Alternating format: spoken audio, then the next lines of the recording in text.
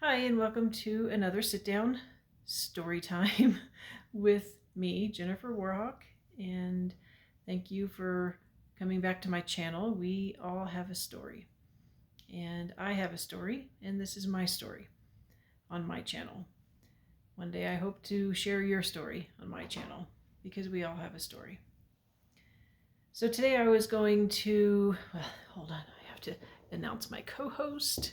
My co-host Rocky, who is always here with me by my side. Say hi, Rocky.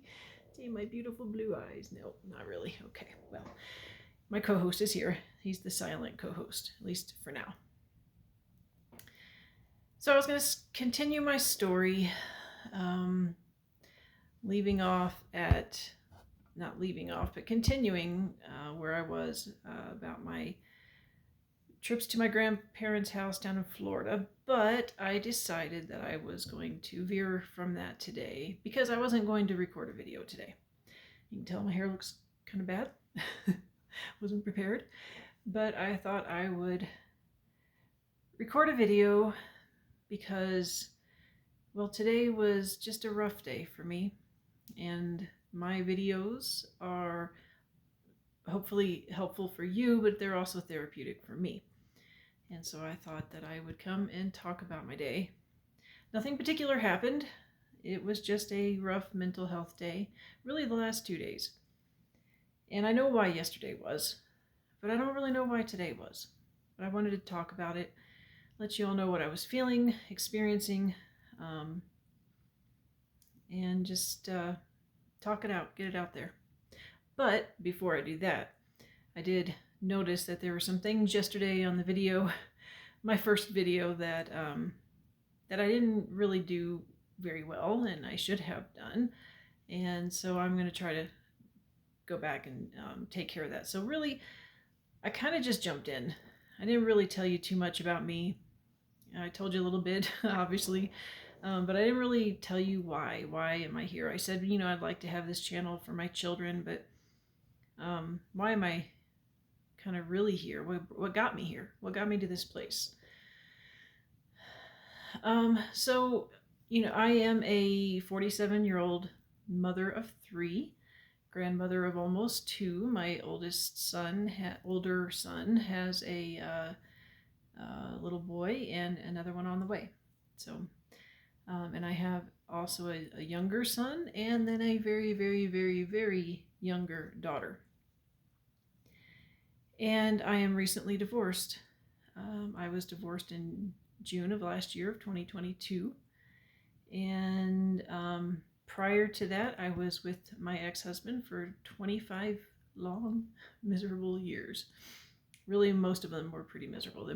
There were a few decent years throughout, but most of them were pretty hard. So I'm recently divorced. And so the last year, so I asked my ex to move out in October of 2021. I served him divorce papers in December of 2021. We were divorced in June of 2022. And prior to that, I was a stay-at-home mom and had been a stay-at-home mom for quite a while. I did get a bachelor's degree in psychology and a master's degree in business administration earlier in my marriage, and that was by design. I told myself because I wanted to go to school because my husband was military and I just never knew if he was gonna maybe one day not come home and I would be here raising children without any kind of degree or anything like that, and I just never wanted that to happen. I never wanted to be a single mom without any kind of credentials. Of course, all these years later, I don't know how much those credentials, my life is different now. So back then I was happy to work. I worked for the government for a while, and about 9 years, and was working a pretty good job with the government, making pretty decent money. I gave it all up to come home and homeschool my children because my older son at the time was getting into a lot of trouble and not doing well in school, and just, things weren't going well. So I decided to give up my career, come home and be with my boys. And that's what I dedicated the other 9, well, all the time until my divorce too. And it was hard to give that up. I really, really wanted to be a stay-at-home mom. I wanted to be there for my kids. But life doesn't always go as we plan. So, because I am divorced and experiencing the hell that comes with divorce, I wanted to be divorced. I'm glad I did it. I will never regret divorcing who I was married to. Not at all. But it didn't come without its consequences. As I've kind of alluded to in my other video, I have a son who hates me. His dad is the I don't have any rules, you can do what you want, you're almost grown, do whatever you want, kind of person. And I am you're going to live in my house, you're going to kind of do what I need you to do, you're going to do chores, and you're going to treat me with respect, and you're going to do your schoolwork because you're not out of school yet, and you're going to try to get at least passing grades. And all of that was construed as I was controlling and hateful, and what was the word he used? He used ruthlessly demeaning or something like that. So I don't know where I was going with that. But it was hard to divorce because, I wasn't working and hadn't worked in 9 years, and getting back into the government would be hard. And not only that, I have a 3-year-old daughter, and I kind of wanted to give her the same life that I gave my boys. I did not want to go back into a 9-to-5 type situation where she would be going to daycare an hour before I go to work and an hour after I get off work, and then I have just a couple hours with her in the evening. It's not what I wanted to do. So what I did decide to do is part of the reason why I'm here today recording this video, because I decided I start off wanting to do transcription work, which you can do at home. Kind of paid more money than I really should have for the course, and I didn't like it. Didn't get very far with it. Didn't like it. So then I decided to take a real estate course, and I did like that, and I got through the 6-month course in 3 months. Took my tests, national and state, and I passed both tests on the first try. So I was like, everything's going good, I signed up with a brokerage here in town, and I thought, okay, let's do this. I'm going to be a real estate agent. I started, I really started doing the work in September of last year, and that's when the market just slowed down really badly. And so far I've talked to a lot of people, but I had an offer written on a house, and I wrote the offer, and the buyer decided, because they lost their job, they didn't get a promotion that day, that they didn't want the house now. Had 2 or 3 other people that were moving forward, and if you know anything about real estate, it's a hard business. You really got to have thick skin. And I'll tell you right now, my skin's not quite as thick as it used to be.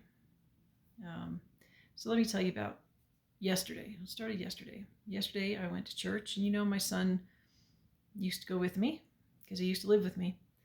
About 3 weeks ago on his birthday, day after his birthday, he moved out. His 18th birthday, he moved out and went to go live with his dad. I'm not going to talk about that right now. So, I'm going to church by myself. Every Sunday by myself, except for the 3rd Sunday of the month, which I have my daughter on that weekend. And I don't like going to church by myself. It's lonely. And okay, so let me tell you the irony of my church situation. So my whole life, when I was a Christian, I haven't always been a Christian, but I grew up in church, and here I am, a Christian now. So I never went to a large church. Always went to little churches. And when I divorced my husband, had to leave that church because we can save that story for later too. But I left that church, and for 5 months I didn't go to church because I didn't know what to do. I didn't know where to go. I didn't know, finding a good church is hard. I'm pretty conservative in my church preferences, I guess you would say. I would say I'm about 80-90% very conservative, and maybe 10-20% not as conservative in my doctrine. So I'm generally a Baptist. I have my belief is a Baptistic belief, but I'm also, there's also doctrines that I ascribe to. They're Reformed type doctrines. And if you don't know what that is, let's not worry about it right now. But most Baptists anymore aren't quote unquote Reformed, which I don't like that term for a Baptist, but we'll just go with it right now. I got cat hair flying all over my face because I got my co-host here licking me and everything. But so anyway, I ended up at a Presbyterian church, and I decided to go to a big church, which I normally don't go to big churches. I don't feel comfortable in big churches. But the bad thing about little churches is when you go, everybody knows you're new and you're like the celebrity. And right now, I just am not in the mood to be in the spotlight. I wanted to just melt into the crowd and be not noticed. And I surely, in a big church, that's easy to do. So I'm now going to a Presbyterian church, a big Presbyterian church here in town. And the irony is, well, I'm getting ahead of myself. So anyway, so I went to church yesterday by myself. And, it's lonely. I don't like going to church by myself.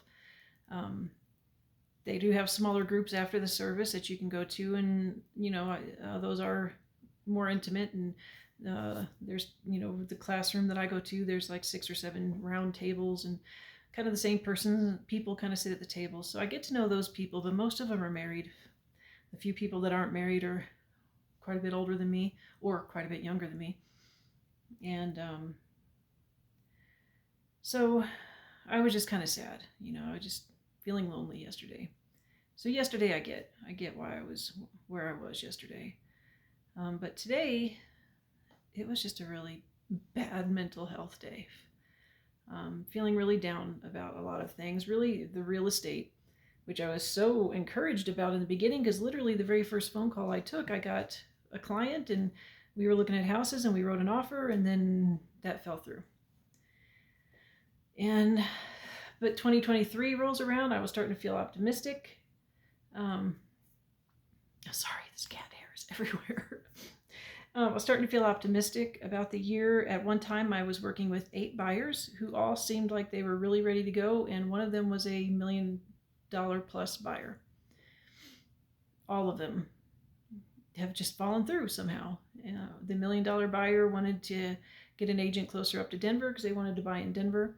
I was willing to go to Denver, but they didn't want someone so far away. They wanted a Denver agent. A couple other people were already approved for for a particular program, and they couldn't find a house that they wanted on that program, so they rented instead, which I don't get any money for that. The other ones couldn't get approved for a loan.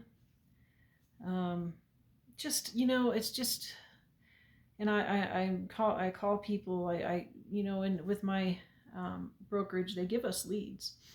And you go and you do what's called floor time, and you work there and you get your leads and you keep up with your leads. And I keep up with my leads. I make sure by the end of the week, all of my leads have been touched, and just nothing's happening. And really, that's really what's hurting me the most right now emotionally. And I'll tell you why. And that's because in my youth, I pretty much succeeded at everything that I worked at. There were a couple of little ventures that I did, like this jewelry and candle stint that I did, and this radio show that I had started. But those things just fizzled out because I just got bored with them. I could have made them bigger if I wanted to. And I saw that there was a reason. I was getting into politics pretty heavy, and I put on this big, huge convention all by myself. Well, me and 2 other people put on this big convention, and it wasn't very successful, but hindsight, I know why it wasn't. So that didn't bother me. But what bothers me now is that I just don't seem to be able to do it anymore. I don't seem to be able to make things happen like I did before. And I'm not working a 9 to 5 job. I'm trying to do real estate. I haven't made any money in real estate yet. I'm doing a lot of side jobs like personal assistant work and pet sitting and doing some caregiving and things like that. And it's just that type of work, you can't just rely on it. It's like maybe you'll get work this week and maybe you won't. And so it's really hard. It's really hard. I've never lived like this. I told my dad today that this is the first time in my entire 47 years of life that I don't have a clear path for the future. I don't know what it holds for me. I don't know where to go. I've never worried about the future. Even when I was married and we were broke and weren't sure how we were going to pay, the car payments or the rent or whatever, I never worried. I always knew everything would work out. It never bothered me. There would be fights between me and my ex because he would be so angry about the money all the time. And I'd be like, don't be so angry. Stop. It's not that big of a deal. We're going to make it. It's going to be okay. And, I kept the house in the divorce, which is a heavy burden. I kept it mainly for my son so that his life and my daughter, so that their lives wouldn't be severely disrupted in the divorce, so that they would have a home base that's comfortable and familiar. And then look what happened there. My son hates me. He's not even living here. I got rid of my chickens last weekend. I had 18 chickens. I love chickens. I love chickens. Love them. I got rid of my chickens because I can't take care of them by myself. So that's hard. So everything that I do, it's falling apart. I kept this house for my son. He hates me. He's gone. What's the point of keeping the house? Should I move to Missouri where my dad is? Should I move to Tennessee where my son is? I can't make the decision. I can't decide. I don't know what to do. That's the first time in my entire life that I don't know what to do. And it is a hard place to be for somebody who's used to just trusting that life will work out. And it's crazy. And and then there's so much guilt on top of that because I'm a Christian and I have God and I see where he's been helping me through this, but I've never in any given month have I made enough money to pay all the bills. I've taken money out of my retirement account. I had money in savings.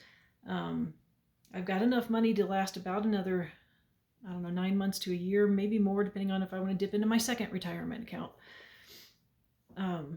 But I've never made enough money in any given month to pay all the bills without dipping into savings or credit or whatever. And that's scary. So do I sell the house and do I move with my dad? Not with my dad, but where my dad is. That would make sense. It's way cheaper living there and I'd make a good profit on this house. I've got really a whole lot of equity in this house. I got to split it with that person. But nonetheless, I could do it. I could move there. But, okay, so you can fill in the blanks with the buts. I could move to Tennessee where my son is, which is really where I want to be with my son. But do I want to be in Tennessee? If it wasn't Clarksville, Tennessee, maybe. If it was like Knoxville or Louisville, then maybe I would. But my son's not always going to be there. He's already him and his wife are already talking about moving back to where her family's from. So what would be the point? Then I'd be stuck in Tennessee with nobody. And moving's hard. What if I sell my house, which I love? By the way, this is like as close to dream house as I can possibly get. It's everything I'd really want in a house. I love my house. I walk around it and I'm just like so happy to be in this home. I just love it here. So what if I move and I hate this house? I mean, not I hate this house, but I regret that I sold this house. And then I can't get it back. And then, my dad's not going to live forever. At some point, he's not going to be alive anymore. And I'm going to be in Missouri with no one. I mean, yeah, I have family there, but most of them are older. My uncles, they're older. My cousins, I don't know that they'd have anything to do with me. Not that they don't like me. I mean, I've never had a problem with any of my cousins, but they're all men. And my family is a very male-heavy family, and they're all got men. And so I don't know that they have an interest in hanging out with their female cousin that they haven't spoken to since we were kids, because my dad is military and we moved around so much. So what do? I don't know. I don't know what I do. And that's what's really bringing me down, because I can't make that decision. And as a Christian, I just need to trust, and I know that. But it's hard to trust when I don't have a clear path ahead. It's easy to trust when I have an idea of where I want to go. You know, whatever's out there in that idea of where I want to go, we can just make it happen when we get there, or, you know, trust God to make it happen. But if I don't have a clear path, if I don't have a clear decision about what to do next, I don't know what to do. And I've never been there before. I've never been in this position. So that's, I think, is really what's weighing heavy on my emotions right now. You know, I haven't been alone in really most of my life. This is the first time that I've really, well, there was a brief period of time when I moved out of my house and I broke up with my first boyfriend that I was alone in my apartment, but that was very brief. This is the first time that I've truly been alone, and I don't regret it. And I could find a guy if I really wanted to, but I'd have to settle, and that's what I did the first time. Why would I do it a second time? I ain't gonna settle this time. If I have to settle to be with somebody, then I'd just rather be alone. I'm not gonna settle. You know, if God has someone planned for me, it's going to be a man who loves the Lord truly, not just faking the church like my last one. Someone who truly loves the Lord. Someone who truly has a heart for God and a heart for service inside the home as well as outside. And who appreciates me for who I am. And, you know, who accepts the fact that I'm not the most orthodox of Christian. I mean, I am in a lot of ways, but I have some kind of unorthodox beliefs based on my own study of Scripture. So he would have to be kind of a unicorn. I can't imagine there being someone out there for me, to be honest. But nothing's too hard for God. So if there's someone out there for me, then he'll send them my way whenever the time is right. And if there's not, then I'm going to have to accept that I might just be alone for years or maybe the rest of my life. While I don't want to be, I do accept that, and I'm okay with it. You know, I don't have to be with somebody. But I do want to know where to go next. I don't really know where to go next. And so that's why I was having a bad mental health day. And that's my story for today. So, if you like my stories and would like to hear more and would like to even share your story, I mean, in my channel, my cat is trying to knock everything over. Rocky! If you would like to share your story through my channel, then let me know. Send me your story. I will read it and I'll react to it. I'm a crier, so if you have a sad story, I'm going to cry. I promise you I will cry. So send me your stories. But for right now, I need subscribers. Seriously need subscribers. So please get me some subscribers. Get your friends to watch. Please subscribe. If you watch this, just subscribe, please. You don't have to stay here forever, you know, but just subscribe for now. I'm begging you. Because I would like to use this as income at some point. But anyway, that's it for now. That's my story. And I wish you adieu. And I pray that none of you are experiencing abuse at this moment in your lives. And if you are, I pray to the Lord Jesus that you will be healed, that you will be protected, and that you will experience his love and grace. Until next time, bye-bye.